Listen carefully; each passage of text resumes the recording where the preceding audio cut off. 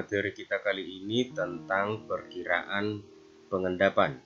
Masih lanjutan dari kelarutan dan hasil kali kelarutan. Perkiraan pengendapan dapat diketahui dari data KSP. Misalkan dalam larutan jenuh AXBY, maka kita ketahui terjadi kesetimbangan AXBY setimbang dengan ion-ionnya XAY positif tambahkan dengan YBX negatif. Bila senyawa yang mengandung ion AY positif atau kation dan senyawa yang mengandung ion BX negatif dicampurkan, maka akan ada 3 kemungkinan yang dihasilkan. Kemungkinan pertama, bila QC lebih kecil dari KSP, maka akan diperoleh larutan yang belum jenuh. Belum jenuh itu istilah lainnya adalah masih larut atau tidak mengendap. Kemudian bila QC sama dengan KSP, itu berarti namanya tepat jenuh. Tepat jenuh di sini boleh diartikan dia mulai mengendap. Yang terakhir, bila QC lebih besar KSP, maka akan diperoleh larutan lewat jenuh. Lewat jenuh ini dalam arti sudah mengendap. Nah, apa itu QC? QC atau quotient reaksi di buku lain nanti sering disebut dengan istilah QSP atau Q aja.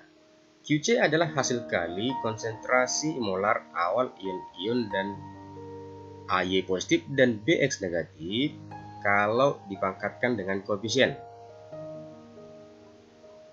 Nah, jadi kalau misalkan ada ion AY positif dan BX negatif dicampurkan, maka kita hitung QC-nya menggunakan rumus konsentrasi ion AY positif pangkatkan koefisiennya dikalikan dengan konsentrasi BX negatif dipangkatkan dengan koefisiennya. Jadi rumus QC mirip dengan cara mencari rumus KSP. Bedanya adalah kalau KSP itu konstanta kesetimbangan kalau dalam reaksi tepat jenuh. Kalau QC adalah hasil kali konsentrasi ion-ion yang dicampurkan bila ada ion-ion positif dan negatif. Nah, QC dapat kita cari dengan asumsi zat-zat yang dicampurkan itu terionisasi sempurna. Contoh yang pertama, dalam 50 ml larutan terkandung 0,278 gram PbCl2.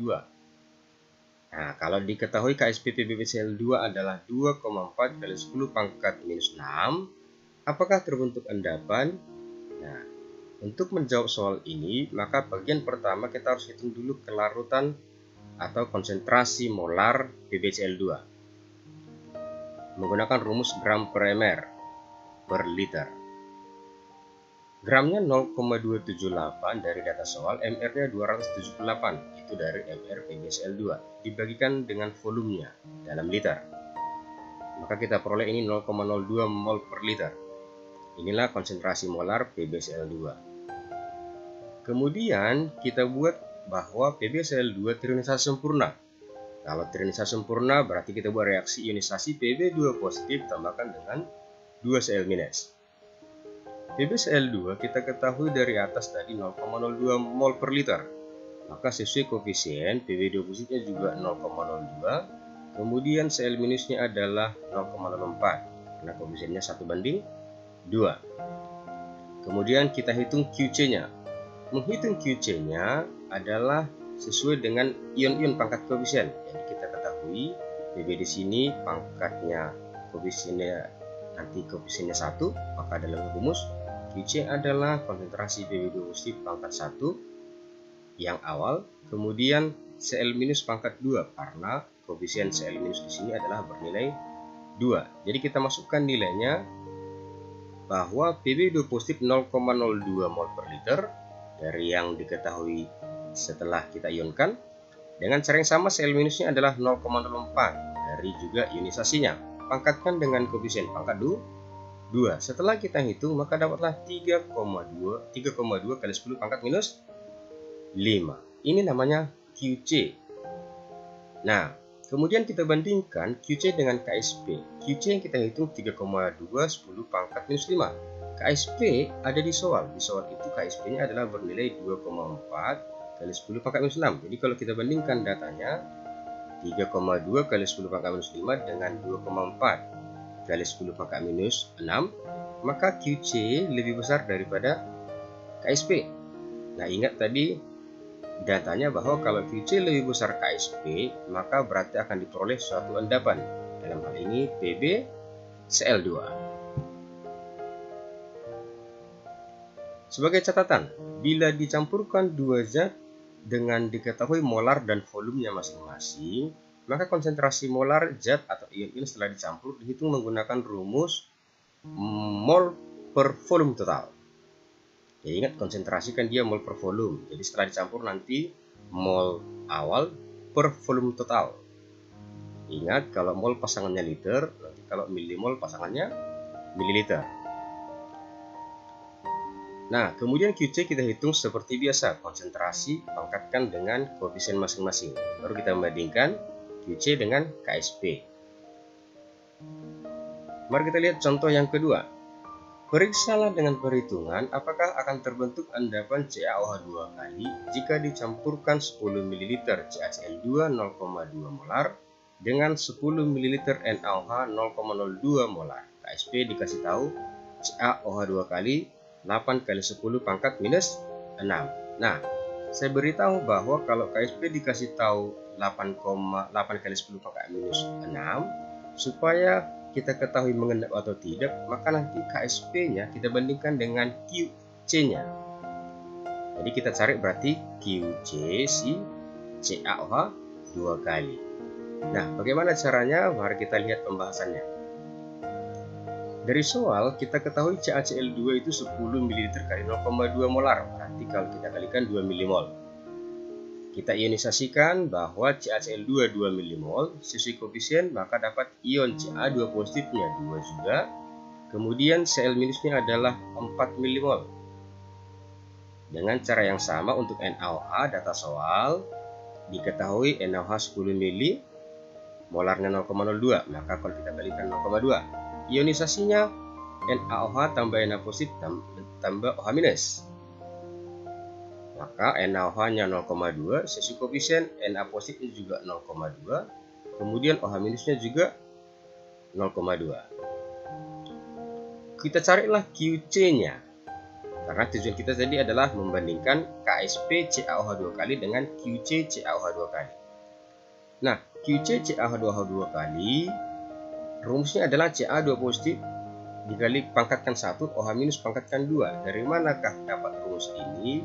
Dari CaOH 2 kali, kalau dia mengion, Ca2 positifnya koefisiennya 1, maka pangkat 1, OH minusnya pangkat 2 karena koefisiennya OH-nya ada 2. Nah, rumusnya adalah kalau sudah bercampur berarti konsentrasi molar Ca2 positif adalah mol Ca2 positif per volume total, kemudian mol OH minus per volume total. Nah, lihat Ca2 positif di sini berarti kita ambil dari CaCl2. CaCl2, Ca di sininya ada 2 mol, 2 milimol.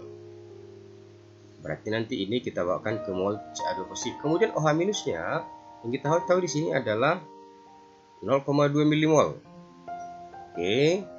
Nah, volume totalnya ini berarti volume di soal. Volume total di soal berarti adalah 10 tambahkan dengan 10 berarti 20 milimol. Jadi kalau kita masukkan datanya berarti mol Ca2 positif dalam hal ini milimol per volume total 2 per 20 dipangkatkan 1 kalikan dengan 0,2 per 20. Ini saya buat milimol per volume total ya. Kalau di atas milimol, di bawah mililiter. Oke, tidak masalah. 0,2 per 20 pangkat 2. Maka kalau ini kita bagikan 0,1 dikalikan dengan 0,01 kuadrat, maka dapatlah QC-nya 10 pangkat minus 5. Nah, kita bandingkanlah QC dengan KSP-nya. QC kita peroleh dia 10 pangkat minus 5. Baru KSP-nya kita peroleh 8 kali 10 pangkat minus 6. Kita ketahui 10 pangkat minus 5 itu lebih besar daripada 10 pangkat minus 6.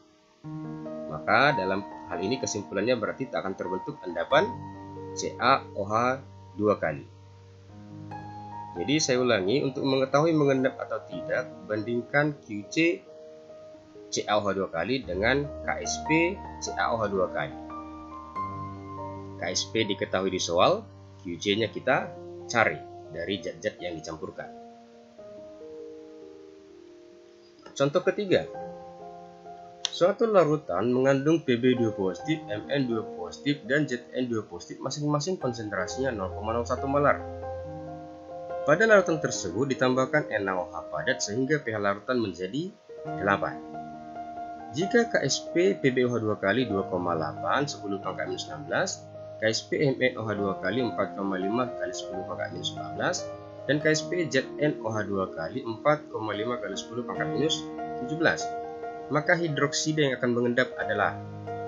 Nah, maksud soal ini adalah kalau larutan yang mengandung kation Pb2 positif, Mn2 positif, dan Zn2 positif dicampurkan dengan NaOH. NaOH berarti akan mengandung OH-, maka senyawa yang dibentuknya adalah berarti ada PbOH 2 kali, MnOH 2 kali, ZnOH 2 kali. Nah, mana yang akan mengendap dan mana yang tidak mengendap?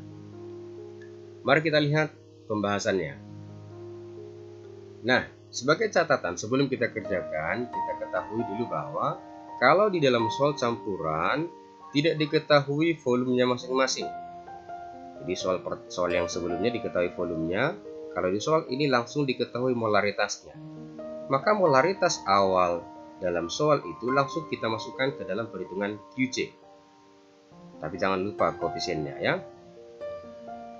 Nah, dalam hal ini Pb2 positif, Mn2 positif, Zn2 positif adalah 10 pangkat minus 2 molar dari ketahui di soal.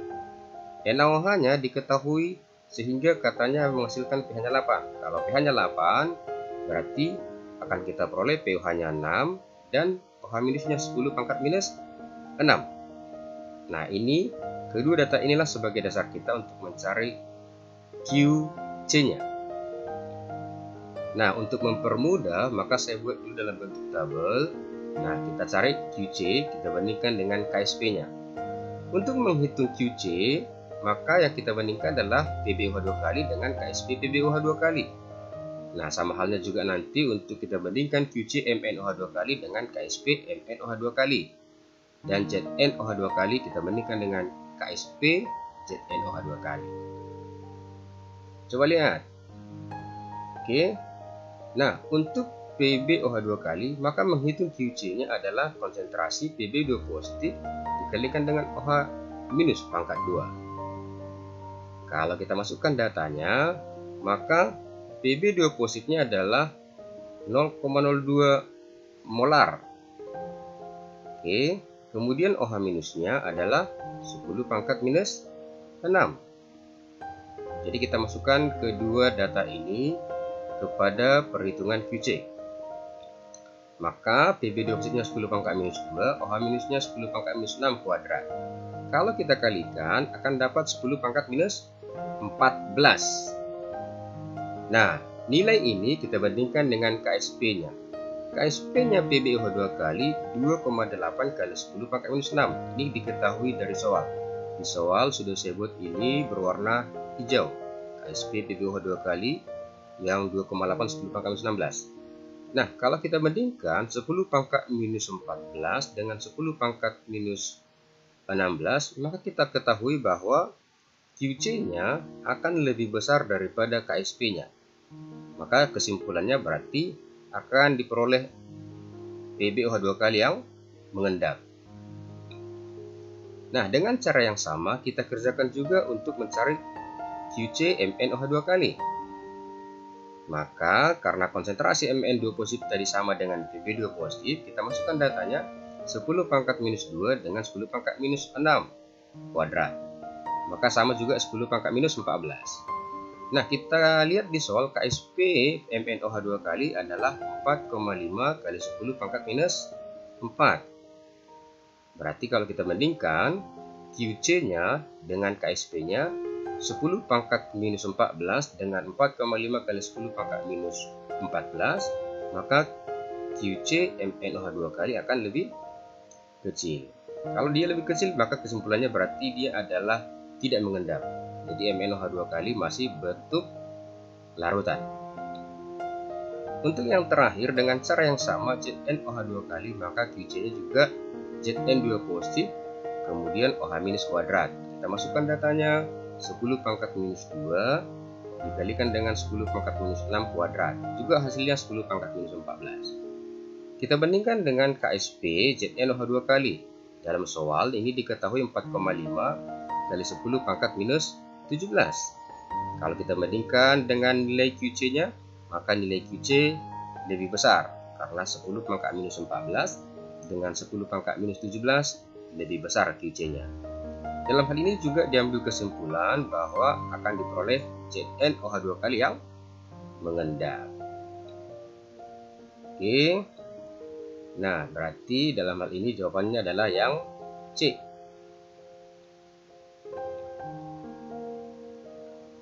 Contoh terakhir untuk soal perkiraan pengendapan yang keempat.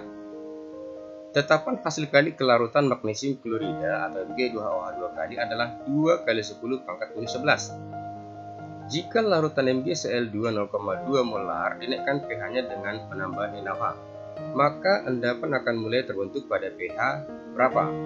Apakah 8, 9, 10, atau 11 dan 12? Sebagai pengingat, maka kalau ada kata-kata mulai mengendap, kalian harus ingat itu artinya tepat jenuh. Jadi mulai mengendap sama dengan tepat jenuh.